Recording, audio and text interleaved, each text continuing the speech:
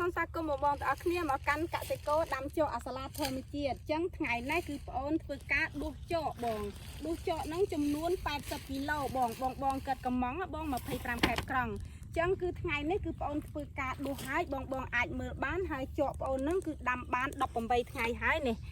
បងអាចមើលបានស្លឹកធំឬវែងបងវារាងខ្ចីល្អបងកាត់កំងយកទៅធ្វើជាចំណីត្រីបងបើសិនតែកាត់កំងយកទៅដាំយើងដួសអាចាស់បងដល់ពេលកាត់កំងយកទៅឲ្យត្រី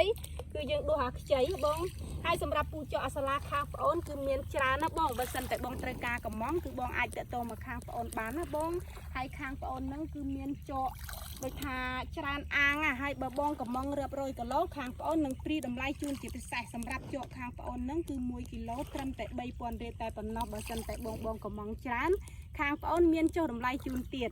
ចឹងគឺខាងប្អូនហ្នឹងគឺមានបង្រៀនពីរបៀបដាំព្រីគឺឥតគិតប្រាក់ពីពុកម៉ែបងប្អូនឡើយចឹងគឺបងអាចមើលបានហើយចុះអាសាឡាខាងប្អូនហ្នឹងពុកម៉ែចង់កំងតិចក៏បានច្រើនក៏បានខាងប្អូនហ្នឹងផ្ញើជូនបងតាមតម្រូវការចាចឹងគឺវីដេអូបងប្អូនថ្ងៃនេះគឺមានតែប៉ុណ្ណេះឯងសូមអរគុណសូមជម្រាបលា